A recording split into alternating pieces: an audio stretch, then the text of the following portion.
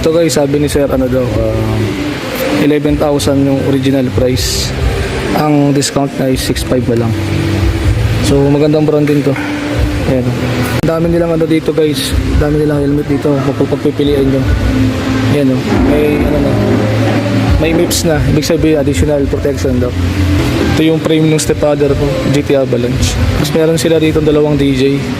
Ayan, 69,000 daw isa. Ito guys, may bike sila dito guys. Ayan.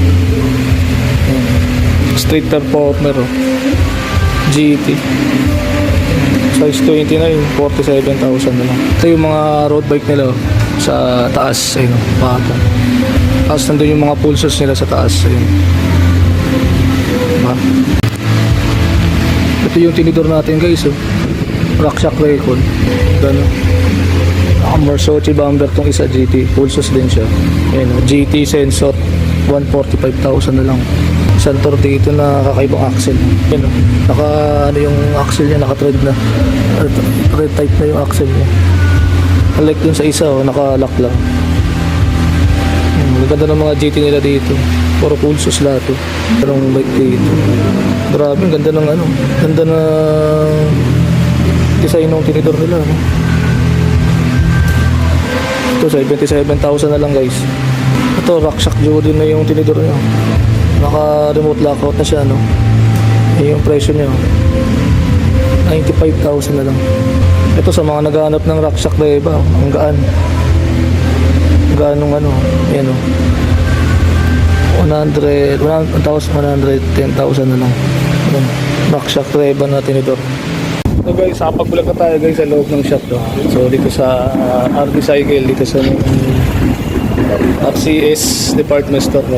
So located to sa San Roque, dito sa Apang Street to.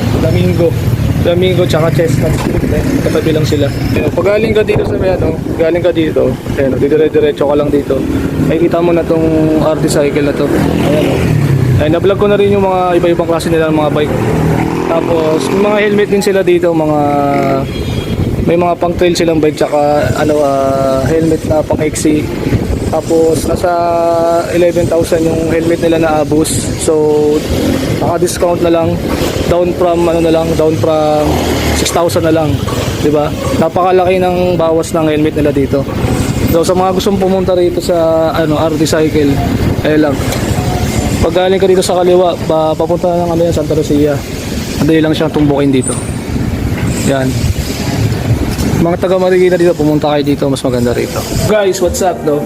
So, kakauwi lang natin sa bahay no. So, naano ko na sa inyo na update ko na kayo dun sa RD Cycle sa may San Roque Marikina no, kasi galing tayo doon. So, marami silang helmet doon. May mga helmet din sila doon, mga XC trail meron sila. And may nakita pa akong dalawang DJ doon na MTB. So, meron din ako nakita doon mga airport ng Santur, no? May Santur pala talaga na ano, na thread type. Katulad din sa Rackshack. Kasi sa Rackshack kasi pag true axle is automatic thread type yung dropout nun. So, yung mga Rackshack pala nila na naka-built-in sa bike, no? Matte black pala yung finish ng kulay ng Rackshack nila, no?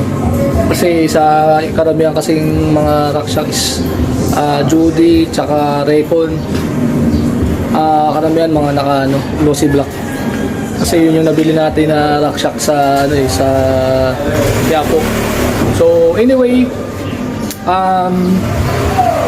naisipan ko lang pumunta ngayon ng Green Hills sa San Juan, no? Kasi ano pa naman maaga pa naman, ano oras pa lang naman. Malapit lang kasi tayo sa Green Hills. Magpapark na naman tayo ng motor doon, tapos maglalakad na lang tayo doon sa bandang bike shop. Kasi baka magkaroon tayo doon ng lalakarin na lang natin para mapunta natin sa mga bike shop doon. And doon din kasi kami dati nagse-celebrate ng mga katrabaho ko dati sa Green Hills nung nandun pa ako. So doon na lang tayo magpapark sa dating pinagparkingan natin, lalakad na lang tayo doon. So hopefully makauwi tayo ng maaga, kahit mga 5 makauwi na tayo. Lahat ng bike shop doon, magka-canvas tayo ng mga helmet doon. Alamin natin lahat ng mga helmet nila doon. Kung di tayo payagan mag-vlog, okay lang. Basta at least may kita ko naman yung mga price ng helmet nila. Kaya masasabi ko rin sa vlog ko kung magkano yung helmet nila. And most of all, the important kasi is yung discount.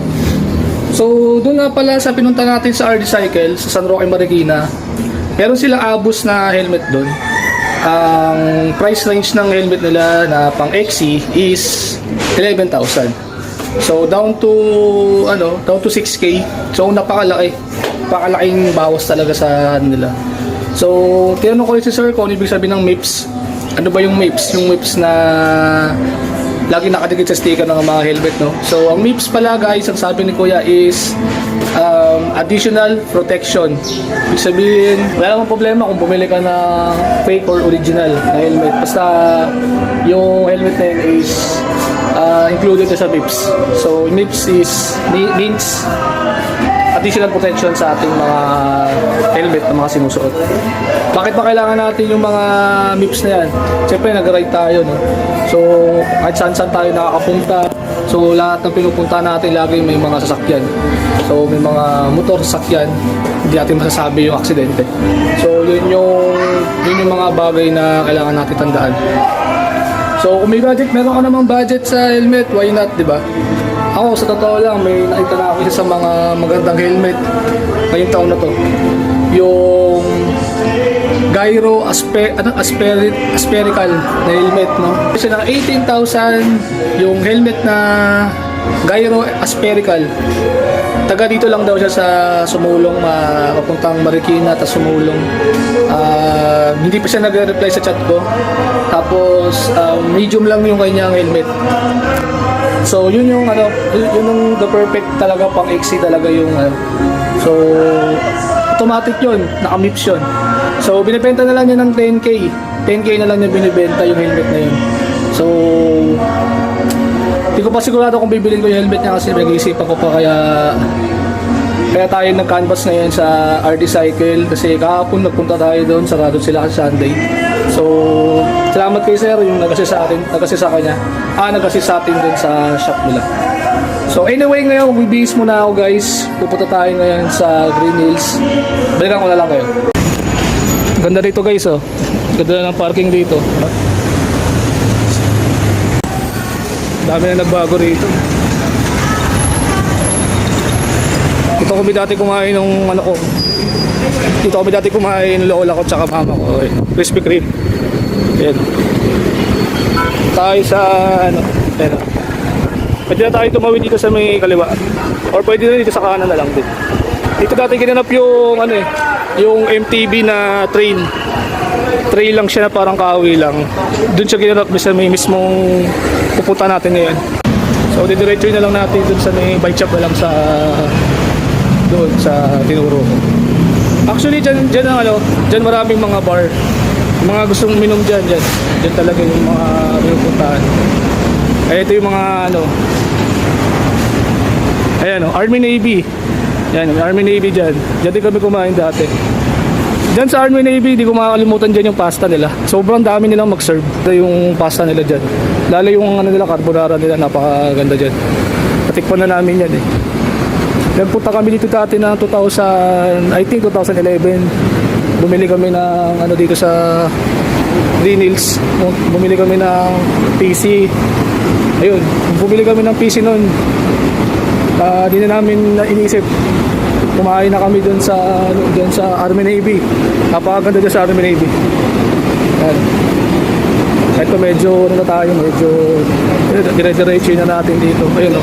Nakikita nyo yung dulo na ito. Ayun na. Ang pinakakilalang mga dito, inuman dito.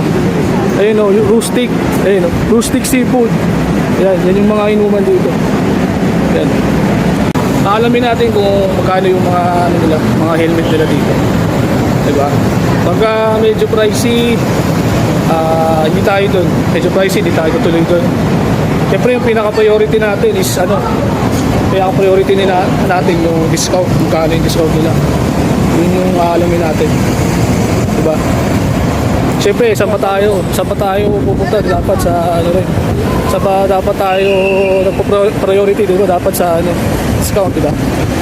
Ayan na. Nakikita ko na yung guys. Nakikita ko na yung bike shop nila. Ayan. Tingin tayo dyan kung may mga helmet dyan.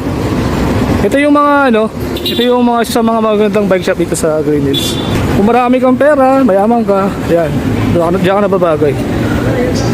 Tsaka yung pinuntahan natin kanina sa RD Cycle sa Marikina. So wait lang natin guys, tayo, patawid lang tayo dyan. Balik ako na lang kayo.